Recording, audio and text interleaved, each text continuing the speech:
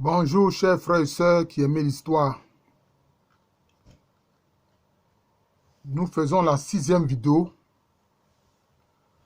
sur l'interprétation d'un nom de groupe ou de sous-groupe baoulé. Il y a un petit sous-groupe baoulé dont on ne parle pas. Ce sont les Ananfofoué. Mais en fait, ceux-là, ils sont liés aux Ananfo de Waté, qui sont en pays Anibona. Voilà. Donc c'est une fraction de ces Ananfo de Waté en pays Bona qui sont venus en pays Baoulé. Et on les appelle Ananfofoué, c'est-à-dire ceux qui sont Ananfo, comme les populations Anibona de Waté. Et ils disent que simplement, anciennement, les ancêtres vivaient dans des grottes. Bon, ça, c'est une tradition, en fait, qui est liée à la période du Paléolithique. Voilà, c'est lié à la période du Paléolithique. Et certains groupes, quand même, disaient que les ancêtres, anciennement, ont vécu dans des grottes. C'est le cas, par exemple, des Oyoko du Bono. Hein? Voilà, ils disent que les ancêtres étaient dans une grotte qu'ils appellent Amououi. Voilà. Mais en fait, quel est le sens du nom Ananfo ou Ananfofoué? Là aussi, on retrouve la même racine comme dans le cas du nom Nanafoué. C'est-à-dire ceux qui sont les gens des ancêtres. Voilà. Ceux qui sont les descendants des ancêtres. C'est ce que ça veut dire. Ceux qui sont les descendants des ancêtres. Mais c'est lié au fait que, justement, le matriclan Akan, qui est le premier à occuper les terres Akan, c'est un matriclan de chasseurs-cueilleurs au départ. C'est eux qui ont apprivoisé le chien, qui était un loup, bien sûr, et qui ont domestiqué le feu. Voilà, c'est ce matriclan-là que chez les Ashanti, on appelle Aduana. Adua, chien, na, famille. Donc, matriclan du chien. Ceux qui ont pour symbole le chien et le feu. D'ailleurs, vous voyez qu'en bas, où le chien s'appelle Aloua. Voilà, ça s'appelle Aloua. Donc, ça a la même racine que Nanafoué. Ananfofoué, c'est-à-dire ceux qui sont les personnes des ancêtres. Voilà. Parce que eux, justement, c'est pour ça d'ailleurs qu'on voit à Waté, dans la célébration de la fête des Ignam, le rôle du feu. Le feu joue un rôle très important chez les Ananfo de Waté. Et les Ananfofoué du pays Baoulé, en fait, ils sont issus de ces Ananfo du pays Anibona. Voilà, donc Ananfofoué, ce sont ceux qui sont des ancêtres. Ceux qui descendent des ancêtres. Voilà, c'est ce que ça veut dire simplement. C'est pas compliqué. Alors, concernant le nom Goli, alors, ce sont ceux qui sont à Bodokro, qui étaient à Goliblenou, dans le Walebo. C'est qu'ils ont eu un problème particulier avec la reine Akwaboni.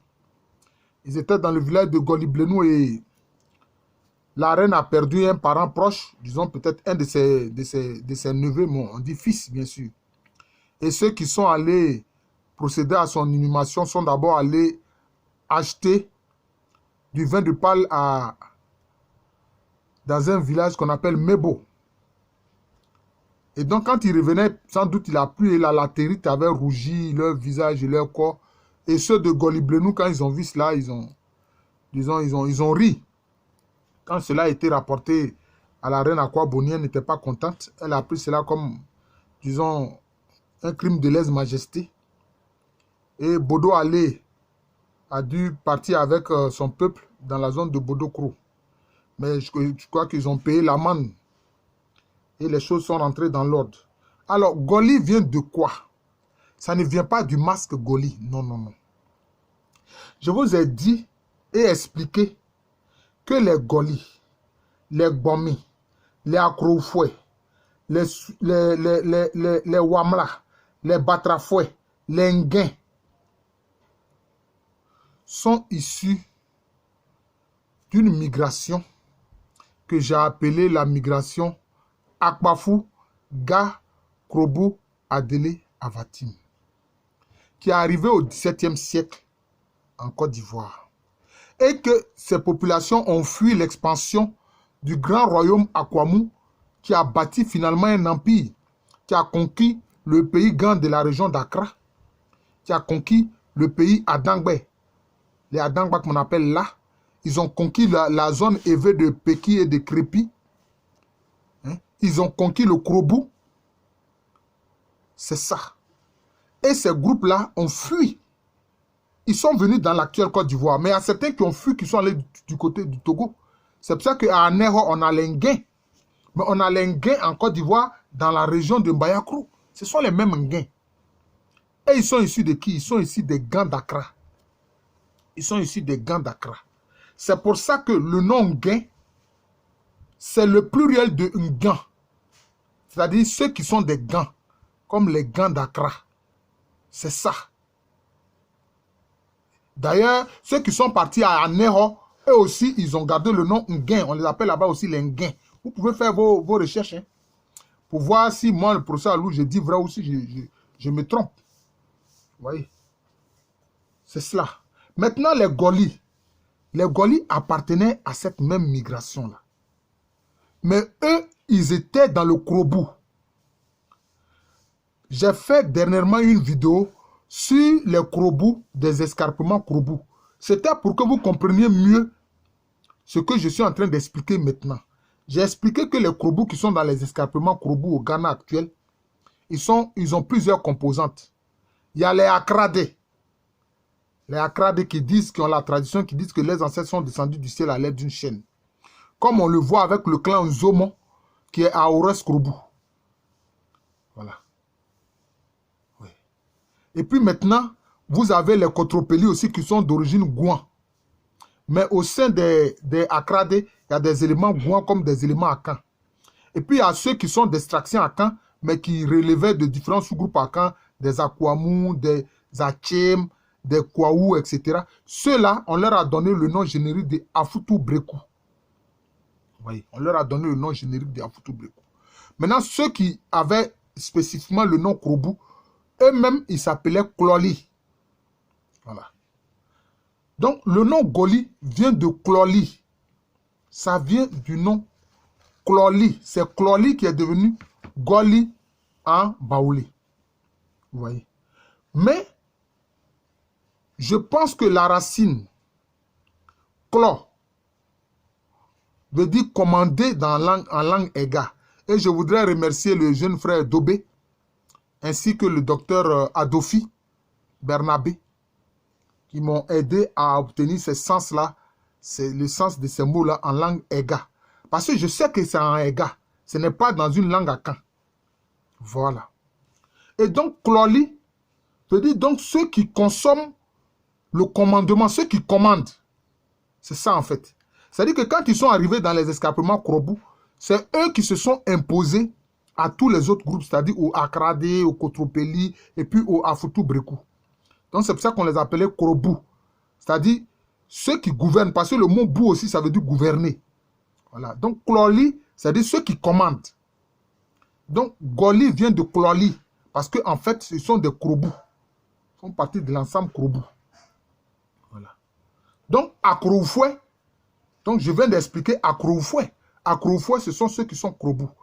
Et il y a des Baoulés Akroufoué qui sont en Denou, en Debo, qui sont devenus aujourd'hui des quartiers regroupés dans le village de Lolobo. D'ailleurs, regardez le nom Lolobo. Ça ressemble à Lolovo, une zone où les anciens ancêtres des Krobu, justement, ont séjourné sur les rives du fleuve Mono. Voilà, donc je viens d'expliquer Akroufoué, Nguin et puis Goli. Je viens de vous les expliquer. J'ai expliqué aussi Ananfofoué. Maintenant, que veut dire Batra ou Batrafoué? Et aussi, ils appartiennent à cette migration. Mais je vous fais remarquer qu'à l'intérieur de ceux-là, notamment dans les escarpements Krobu, il y avait des éléments Akan qu'on a appelés Afutu Breku. Et bien sûr, tous ceux-là avec tout l'ensemble de tous les passés, finalement, c'est le nom Krobu qui les a désignés tous dans les escarpements Krobu. Mais regardez bien, les Akans qui sont venus dans l'espace Krobu, dans l'escarpement Krobu qu'on appelait Afutu Breku. Mais regardez, les Abés appellent leurs voisins Krobu d'Ores Krobu Otu Breku. Afutu Breku, de l'autre côté, hein, dans les escarpements du Ghana actuel, dans les escarpements Krobu du Ghana actuel, et puis maintenant, les voisins Abé, la Guinée de Côte d'Ivoire, qui appellent leurs voisins Krobu Otu Breku. Vous pensez que c'est un hasard? Ce n'est pas un hasard. C'est justement ça le travail de l'historien, confronter les éléments et faire jaillir la vérité historique. C'est ça. Donc, Krobu, Kloli, c'est-à-dire ceux qui commandent. Voilà. Kloli, Goli, Kloli, ceux qui commandent. Voilà. Parce que le terme li veut dire manger. Ça veut dire aussi manger, c'est aussi la nourriture.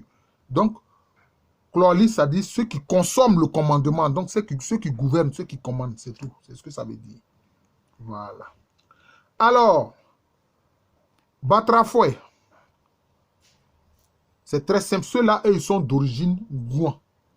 Voilà. C'est comme les Wamla. Les Batra, les Wamla, c'est le même groupe.